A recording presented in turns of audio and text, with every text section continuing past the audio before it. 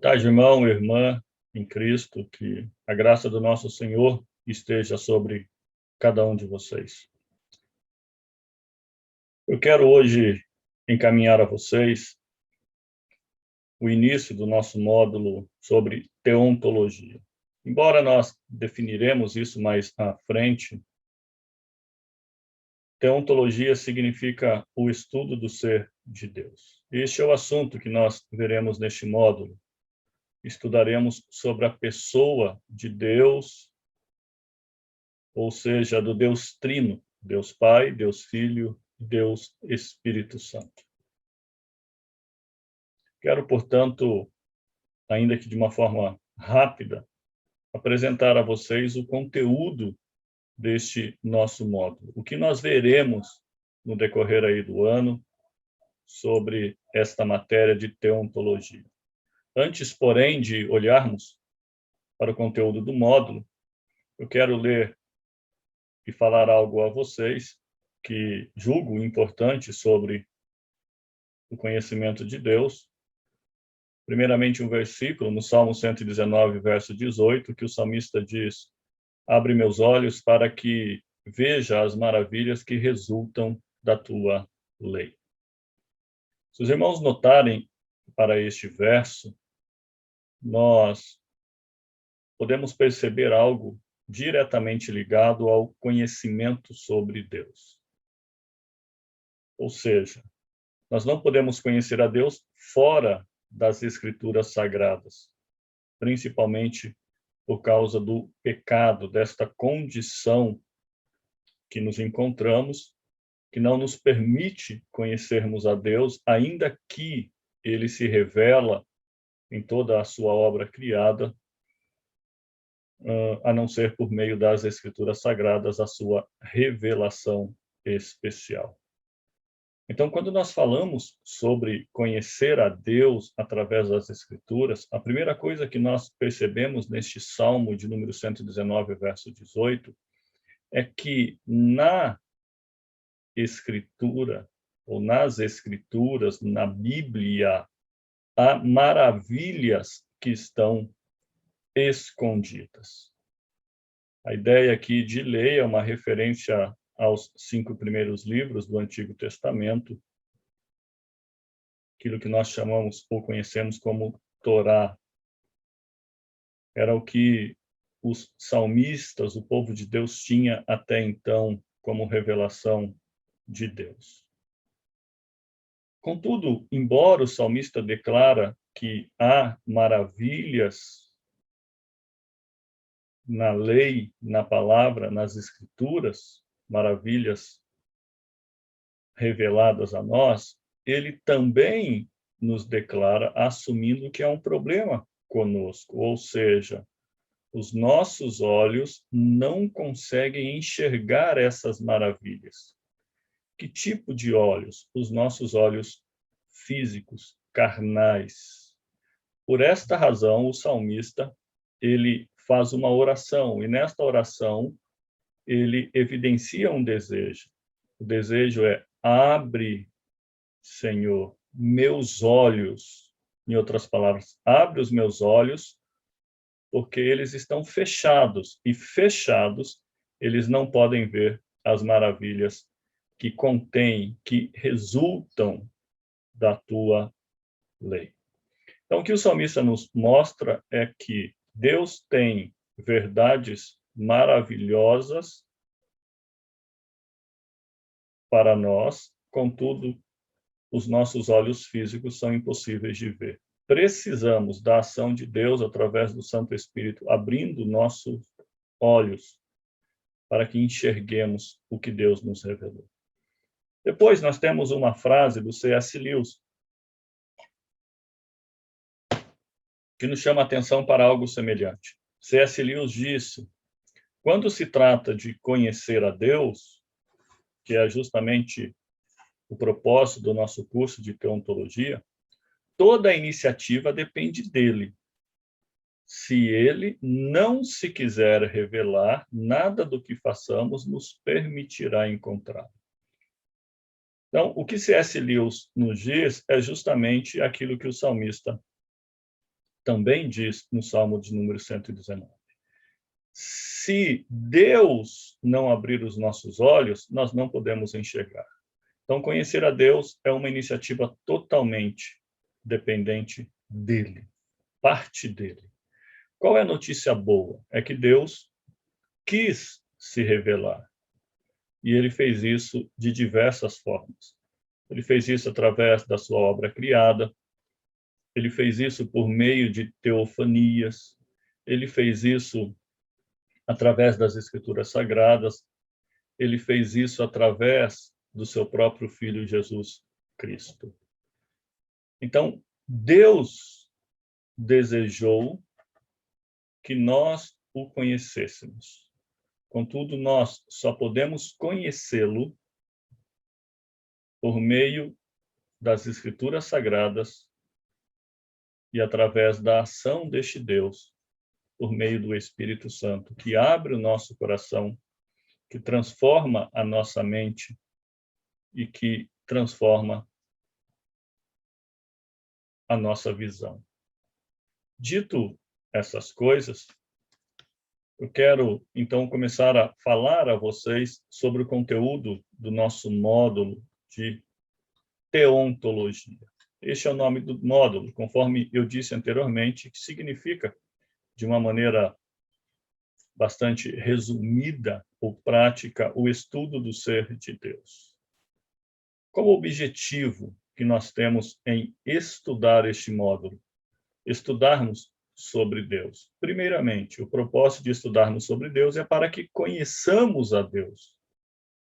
Conheçamos a Deus não através das nossas experiências pessoais que poderíamos, de repente, ter, não pela argumentação filosófica, pela apresentação de outras pessoas, mas conhecermos a Deus por meio das Escrituras Sagradas, ou seja, por meio da sua revelação especial. Um outro objetivo de estudarmos sobre o ser de Deus é para que nós tenhamos condições de nos conhecer melhor.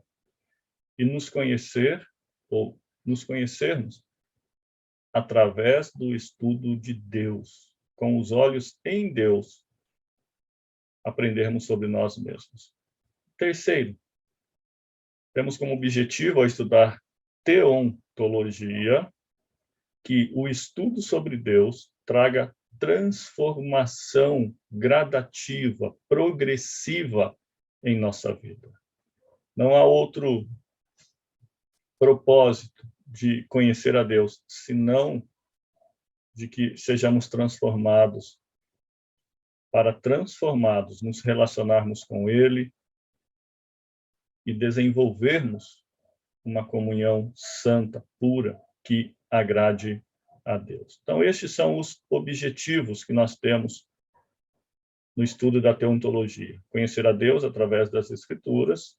Conhecendo a Deus, nós poderemos conhecer a nós mesmos e, consequentemente, transformar a nossa vida constantemente através do conhecimento de Deus. Qual é o conteúdo do curso de teontologia?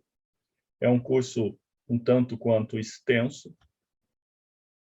Além da definição que nós veremos ainda hoje, o que significa teontologia, nós consideraremos algumas questões que estão relacionadas sobre o ser de Deus. Dentre essas questões, perguntas como a existência de Deus. Deus existe? Se Deus existe, como nós podemos saber que ele existe? Esta parece uma pergunta simples para nós cristãos, mas é uma pergunta que até hoje ela é respondida de maneira negativa. É uma pergunta que até hoje é discutida, debatida e negada por muitas pessoas. Ainda nessas questões que se levantam sobre o ser de Deus, nós trabalharemos sobre como é possível conhecer a Deus. Dissemos anteriormente que Deus se revelou lá ao falarmos da frase de C.S. Lewis. Ele desejou tornar-se conhecido de nós. Então, ele pode ser conhecido? A resposta é sim. Mas como Deus pode ser conhecido? Veremos ainda sobre o ser de Deus, considerando os seus nomes, não todos, não teremos condições de falarmos, de estudarmos todos os nomes de Deus, mas veremos os principais que aparecem tanto no Antigo como também no Novo Testamento. Falaremos ainda sobre os atributos de Deus. No curso de teontologia, temos como missão conhecermos o ser de Deus, ou seja, conhecermos os seus atributos, quem ele é de fato. E quando falamos em atributos, nós temos dois tipos de atributos. Desculpa, irmãos. Nós temos aqueles que conhecemos como atributos comunicáveis, que são as qualificações, as qualidades, os adjetivos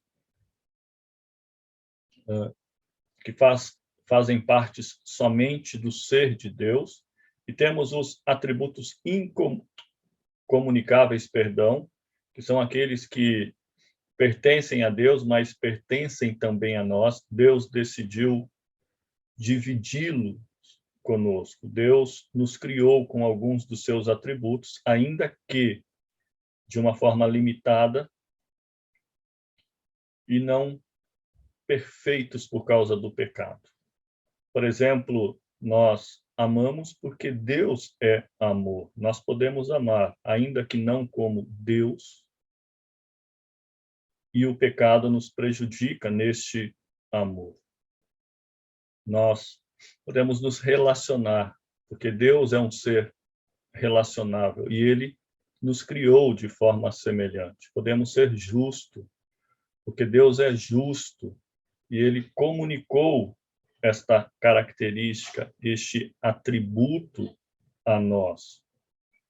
Mas há também os atributos incomunicáveis, que são aqueles que eu disse anteriormente aí, ainda que equivocado, são os atributos que pertencem somente a Deus. Os atributos incomunicáveis são aqueles que Deus decidiu não comunicar conosco. Como, por exemplo, a eternidade. Deus é eterno.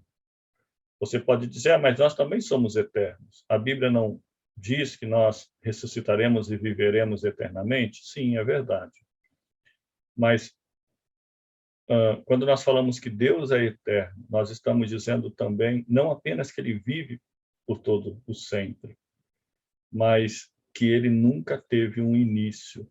Ele é desde a eternidade. Ele é antes de todas as coisas. Ele não teve um início. Antes, tudo veio a existir por meio dele. Ainda quanto ao conteúdo do nosso curso de teontologia, falaremos sobre as pessoas da Trindade. Deus Pai, Deus Filho e Deus Espírito Santo.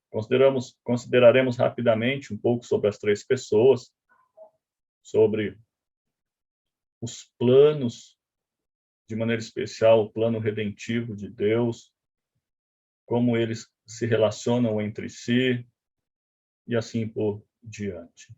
Falaremos ainda sobre a criação, ou seja, as obras de Deus, sobre predestinação, ou talvez a doutrina mais debatida nos dias atuais. Pessoas brigam por causa disso. Alguns chegam a dizer que a predestinação não é bíblica, outros dizem que é uma doutrina demoníaca. Há vários pastores aqui no Brasil que têm essa ideia. Mas nós veremos que a predestinação ela não é apenas uma doutrina bíblica, no sentido de que é encontrada na Bíblia, mas de que a predestinação é uma doutrina dada por Deus.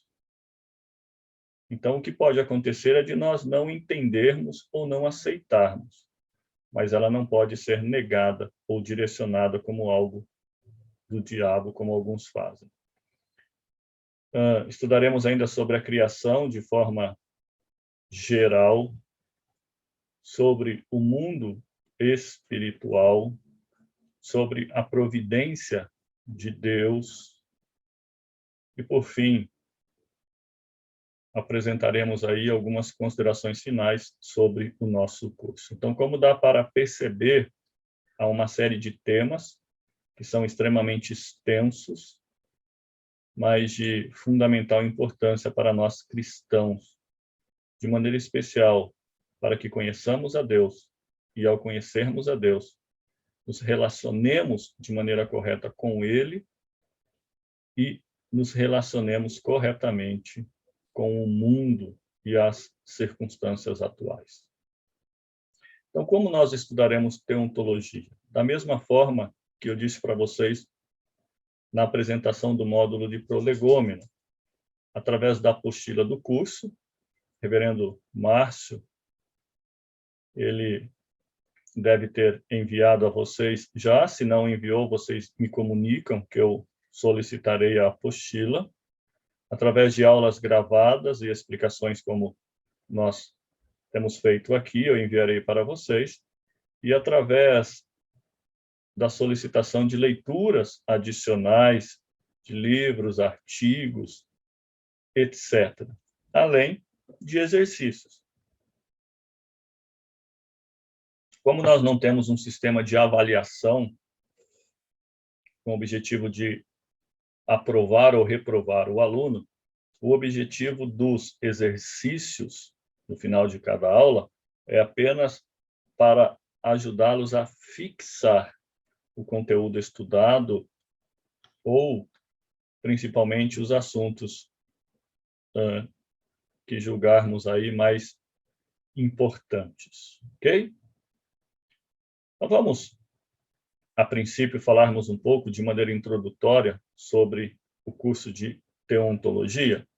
Acabamos de apresentar o conteúdo. Vamos falar um pouco aí e pensarmos um pouco sobre o curso. O que significa o termo teontologia? Como eu disse a vocês, e aqui eu quero explicar mais detalhadamente, o termo teontologia nasceu através da junção de três palavras gregas.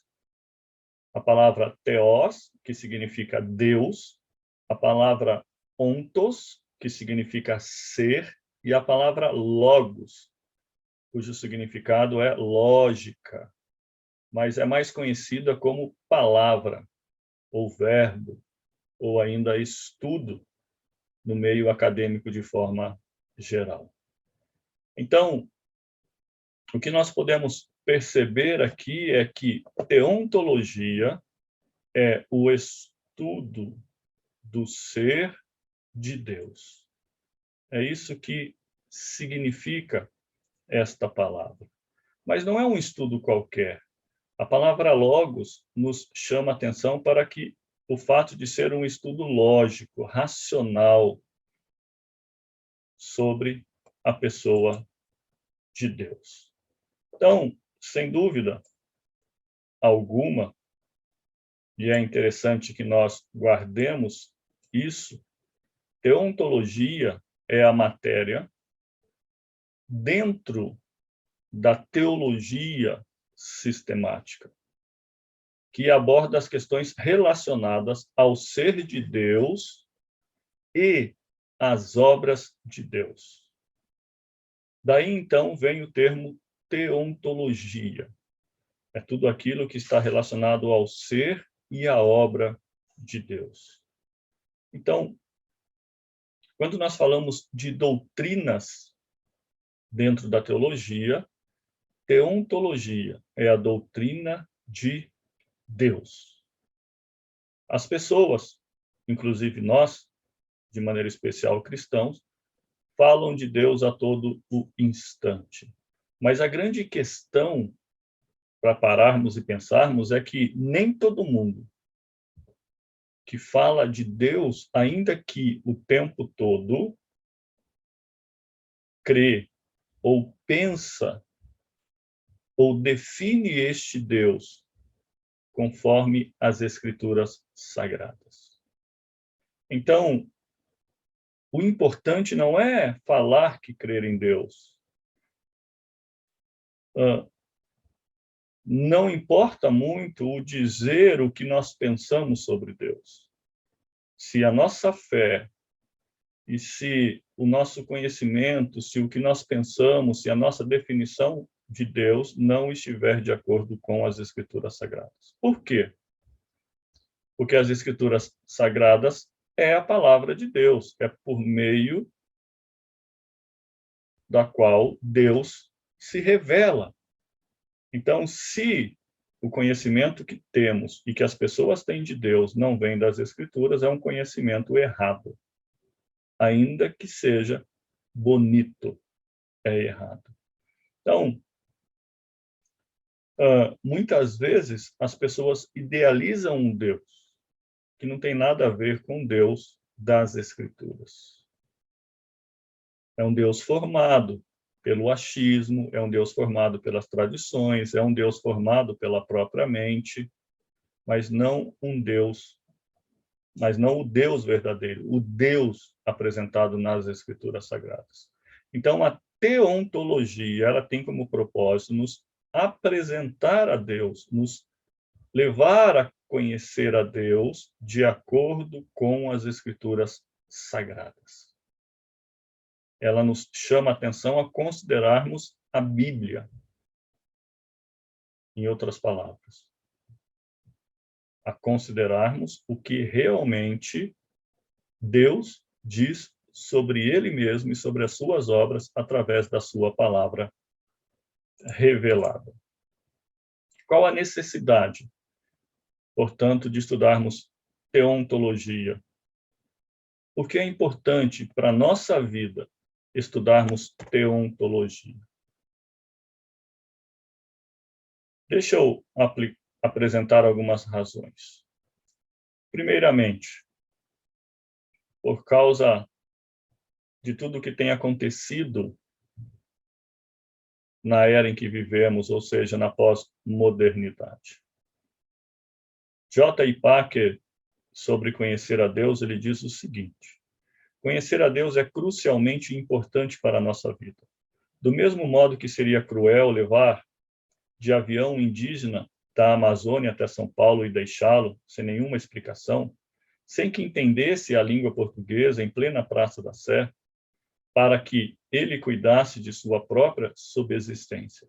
Assim também seríamos cruéis conosco se tentássemos viver neste mundo sem saber nada a respeito de Deus, que é o dono do Senhor do universo. Desde o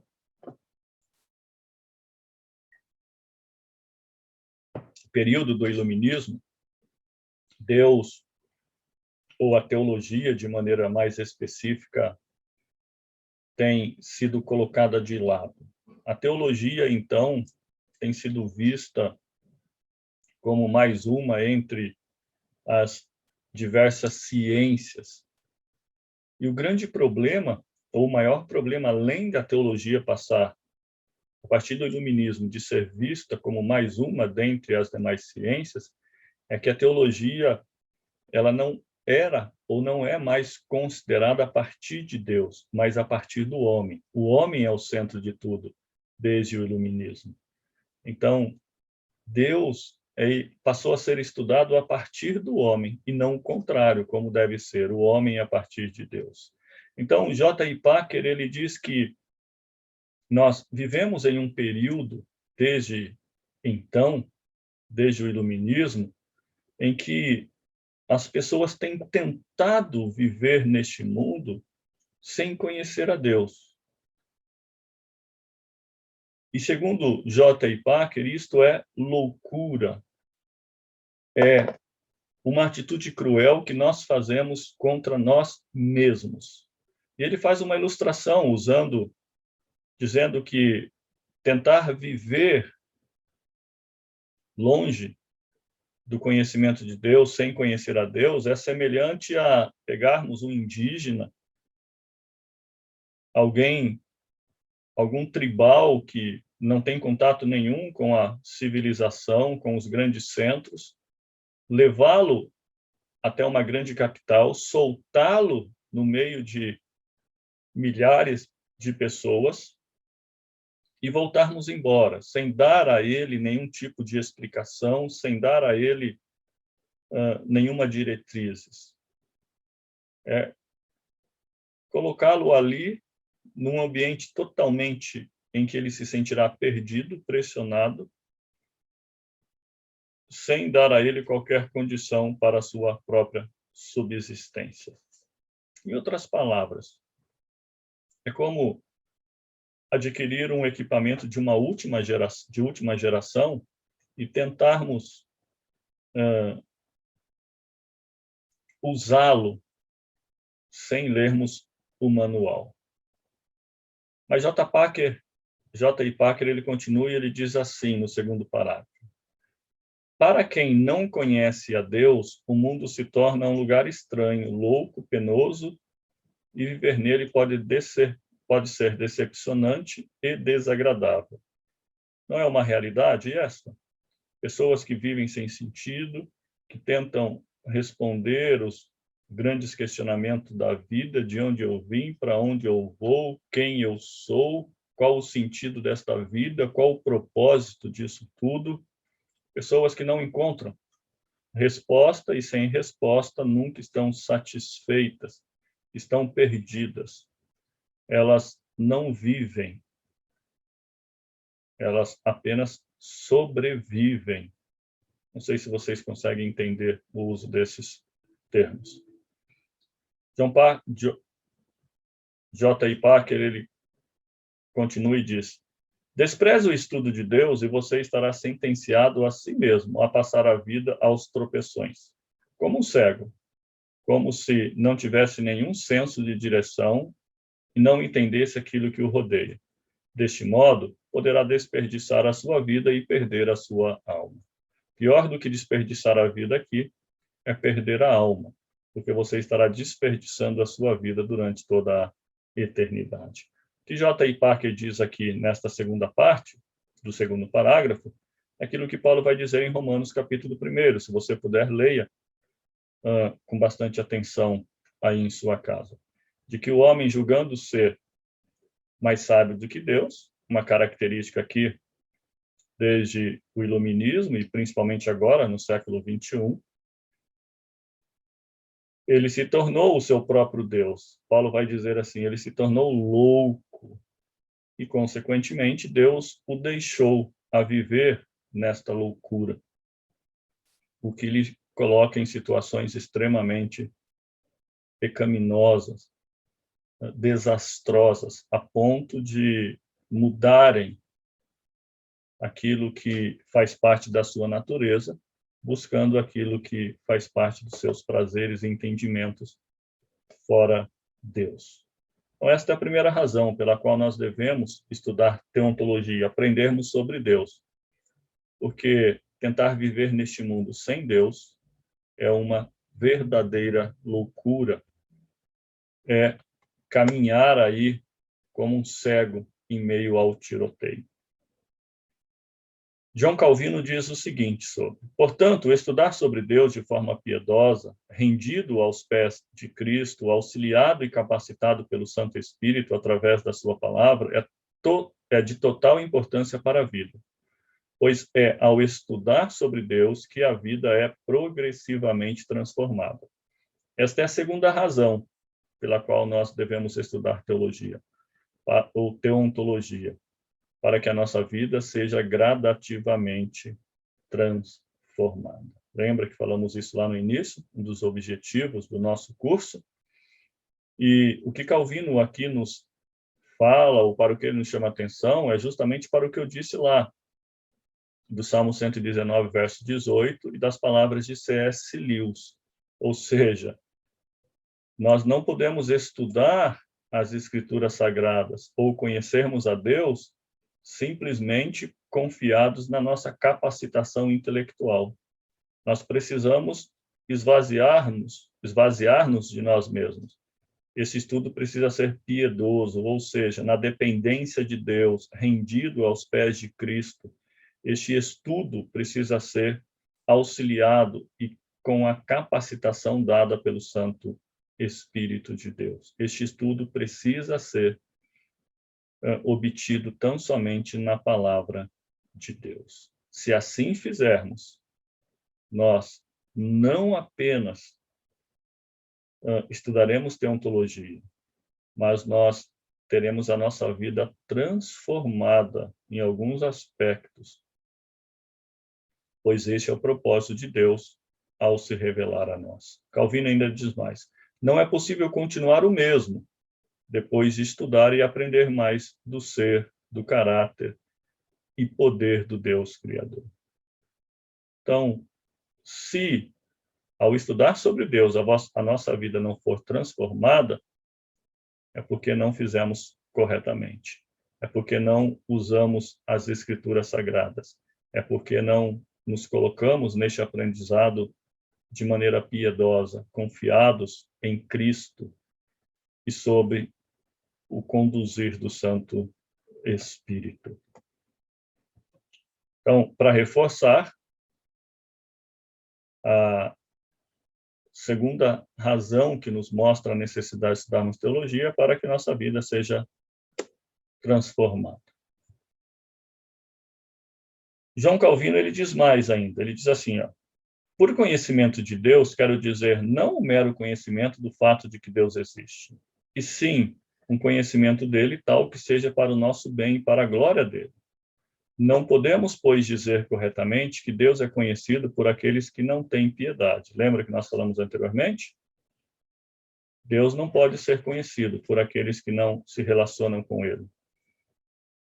O homem ímpio não pode conhecer a Deus. Ainda que ele diga e creia que Deus existe, essa fé e essa consciência de que Deus existe não tem significado algum em sua vida, porque a sua vida não é mudada, ele continua a ser o mesmo. Ele fuma, ele bebe, ele trai o seu cônjuge, ele age de acordo com os seus princípios, ele busca a satisfação da sua alma, da sua carne, e assim por diante, independente de ser o meio ou não que Deus nos deixou. E a esta altura, ainda não menciono o conhecimento tal que naturalmente teríamos se Adão não tivesse caído. Pois uma coisa é conhecer a Deus como nosso Criador, como Adão conheceu no Éden antes do pecado, sustentando-nos pelo seu poder, governando-nos pela sua providência e acumulando-nos com benefícios. Todavia, coisa bem diferente é abraçar a reconciliação que é colocada diante de nós em Cristo. Então, conhecer a Deus,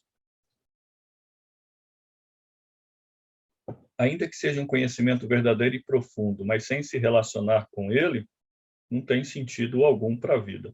É um conhecimento vazio, é um conhecimento, como muitas das matérias que estudamos no decorrer da nossa jornada estudantil aí na escola. Aprendemos tantas coisas que não usamos no nosso dia a dia. É conhecimento.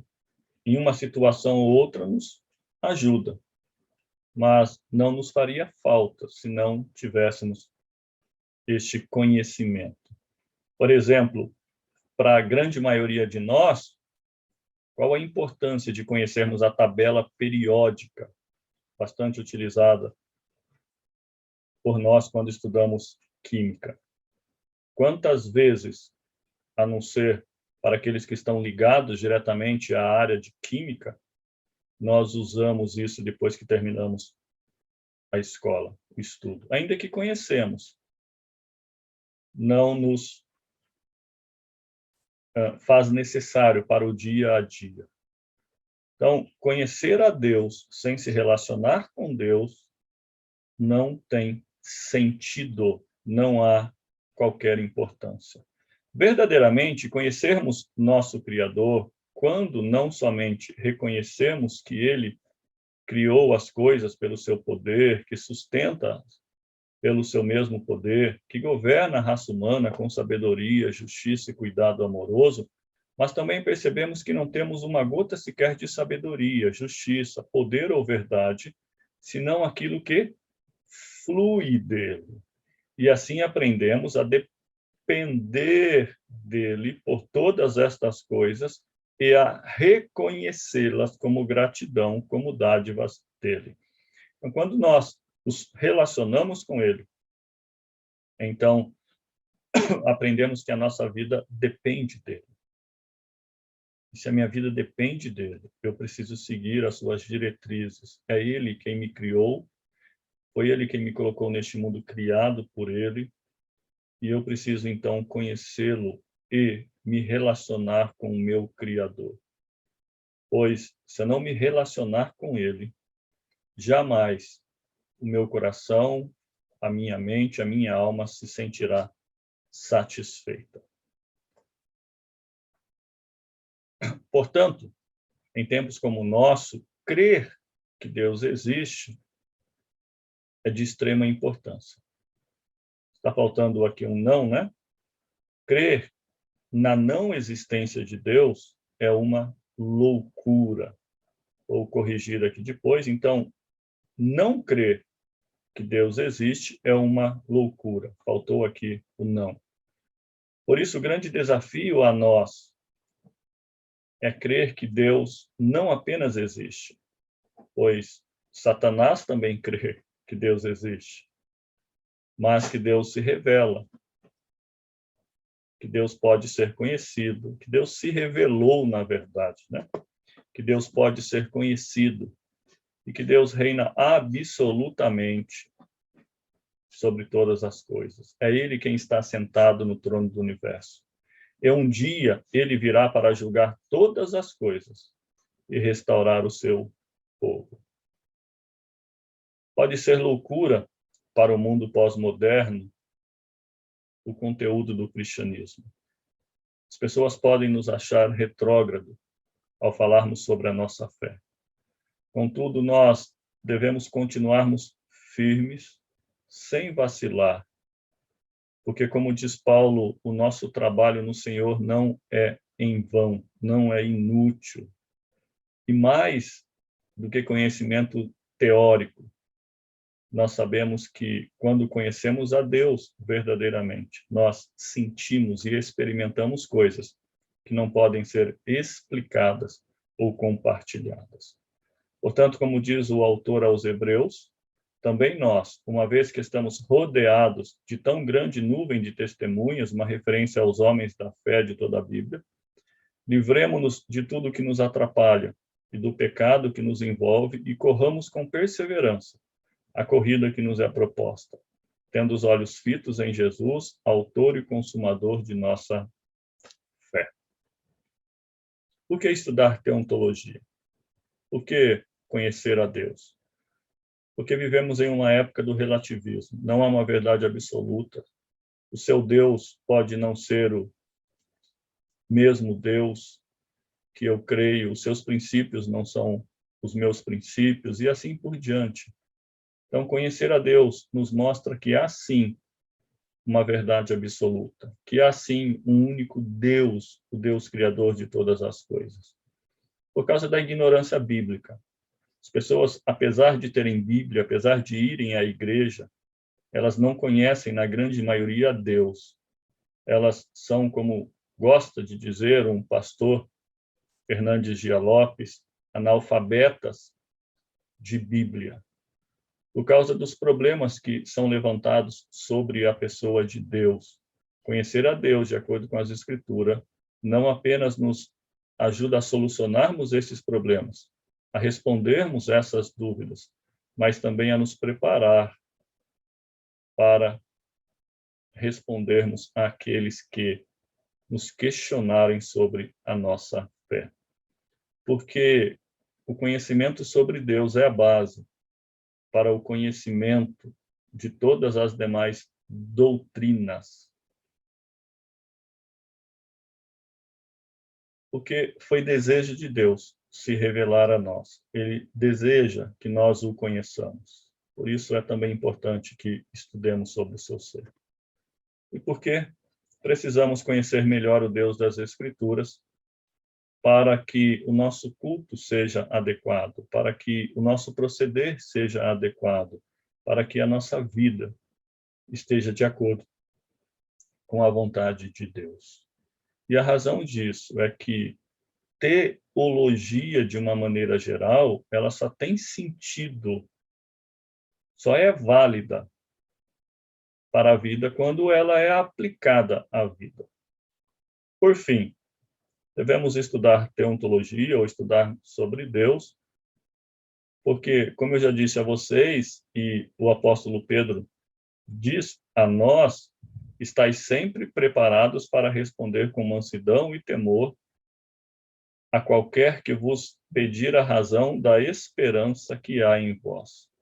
Pedro diz que nós devemos estudar sobre Deus para conhecermos a nossa fé e estarmos preparados para respondermos a qualquer que vir até nós e questionar a nossa fé. Deus existe? Essa é a primeira pergunta que nós levantamos aqui para considerarmos. E por que isto é importante? Porque há diversos grupos em nosso meio que acreditam que Deus não existe. Vamos ver aí rapidamente. Por exemplo, nós temos os ateístas, ou aquele que nós chamamos, e talvez vocês conheçam alguns, que se denominam ateus. Os ateus, de maneira geral, eles negam a existência de Deus. Embora haja um grupo que necessariamente não negue a existência de Deus, a grande maioria dos ateus, eles não acreditam que Deus existe.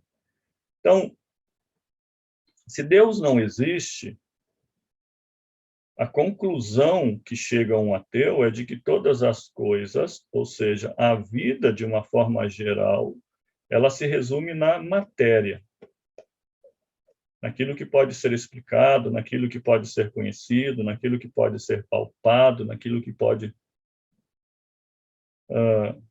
ser visto aí pelo homem. Então, o homem, de acordo com o ateu, tem apenas sentidos físicos.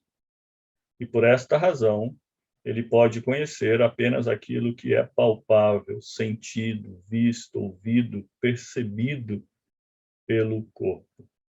Não há nada espiritual, não há nada relacionado a Deus. Isso é loucura, isto é bobeira. Os evolucionistas, estes acreditam que tudo surgiu por acaso, né? Não há a existência de Deus, não há um Deus criador, tudo surgiu por acaso. E dentre os evolucionistas, tem aqueles da teoria do Big Bang, né, que o mundo, o universo veio à existência a partir de uma explosão e que essa explosão, com o passar dos milhares de anos e a sua evolução, conseguiu criar por si só a ordem que nós hoje conhecemos. E a grande questão para nós é como pode uma explosão cósmica, que geralmente produz desordem, produzir ordem, né? Pode o caos produzir cosmos? Pode uma explosão colocar as coisas tudo em ordem? É difícil, para não dizer impossível acreditarmos nisso dentro de tudo que nós conhecemos. Há aqueles que alegam com a vida e a morte a teoria de Charles Darwin, embora essas duas coisas hoje não têm mais a mesma força como tinha décadas atrás. Charles Darwin, ele defendeu, e nós de meia idade aprendemos isso nas escolas, sobre a evolução das espécies e a sobrevivência do mais forte. Então, Deus não é o autor, não é o criador. As coisas surgiram por acaso e através dos milhares e milhares de anos as coisas foram evoluindo até chegarem ao que nós temos hoje. Isso é estranho, né? Porque quando nós pensamos na humanidade hoje e a comparamos conosco mesmo, a humanidade de 30, 40 anos atrás, nós percebemos que nós não estamos evoluindo. Ao contrário disso,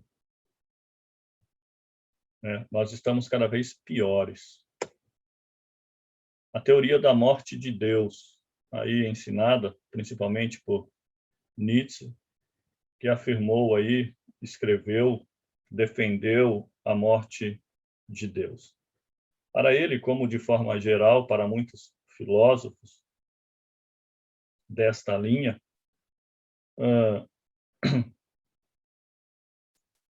o homem é o centro de tudo, o homem é a razão de tudo, o homem é o ponto de partida de todas as coisas. A ideia do super-homem, então todas as coisas devem partir do homem, desde o iluminismo, o homem é o centro do universo. E isso, sem dúvida alguma, tem levado a humanidade ao grande pecado da idolatria, né? O homem se vê como o seu próprio Deus. Tem também aí a teoria e a visão sobre Deus dentro do materialismo dialético, né? Por exemplo, Marx, ele defendia e ensinava que que o homem é o seu próprio Deus, e que este Deus espiritual da religião que nós nos apegamos, defendemos, cremos, é uma idealização da nossa própria mente, ou seja, não existe. Isso é coisa da sua mente. Isso é história da sua própria mente. Então, a conclusão deste raciocínio é que Deus não apenas não existe,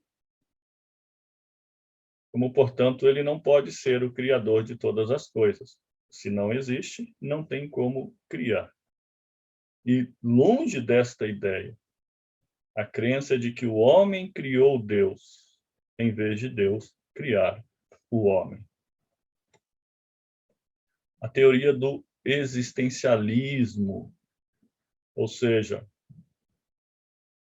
a vida é agora, por este momento que estamos vivendo, não há Deus, não há eternidade, acabou aqui, acabou tudo. Então, não há esperança de um futuro melhor, não há esperança de uma continuidade eterna, não há razões para crer no inferno, acabou, acabou. E isso não traz sentido, isso traz nulidade à vida, isso causa desespero em muitas pessoas. Baseado nesta ideia, Sartre diz que a vida é uma verdadeira piada, e piada das mais sem graças. Por quê? Se o que nós vivemos é isso aqui, não tem sentido. É sofrimento, é frustrações, poucos momentos de alegria, poucos momentos de beleza. Então, para aqueles que estão sofrendo, para aqueles que estão padecendo por necessidades, qual o sentido de tudo? Por que aguardar? Por que lutar para mudar? O melhor é tirar a vida. O melhor é deixar de viver. Um outro pensamento diz: a ciência reduziu Deus simplesmente a um evanescente sorriso do gato no conto Alice no País das Maravilhas. Ou seja, novamente uma fábula, um conto, uma história. Não há a existência de Deus. De maneira que para alguns outros, eu vou trocar a palavra usada por uma mais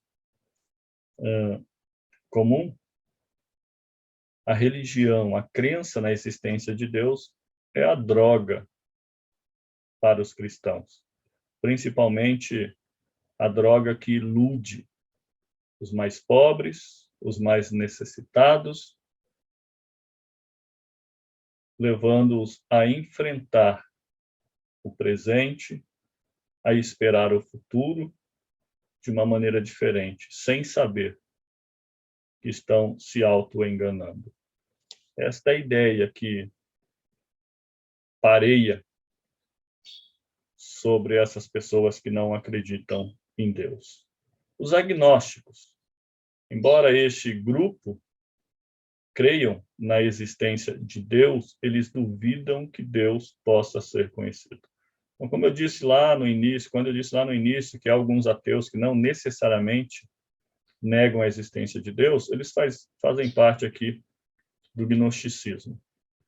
Eles não negam em si a existência de Deus, mas ele acredita que Deus criou todas as coisas e entrou aí em uma caverna, não se relaciona com ninguém, não pode ser conhecido, não se revelou.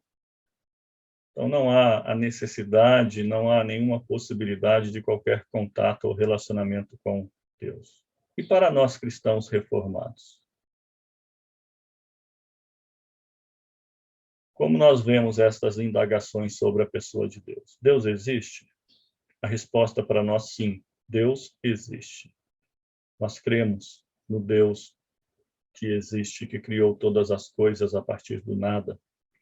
Mais do que isso, nós cremos que Deus se revelou, ele desejou ser conhecido. Por isso ele se revelou. E ainda mais, nós cremos que ele mesmo nos capacita a conhecê-lo. Ele existe, ele deseja ser conhecido e ele pode ser conhecido. Este é o seu desejo, por isso das Escrituras sagradas. Deus é conhecido, Deus se revelou, Deus quer e pode ser conhecido, são os pressupostos básicos da teologia reformada. Portanto, nós chegamos ao final aqui deste primeiro vídeo aula, e eu quero dar aí uma tarefa a vocês. Lembrem-se, nosso curso não tem um sistema de avaliação para aprovação ou reprovação do aluno.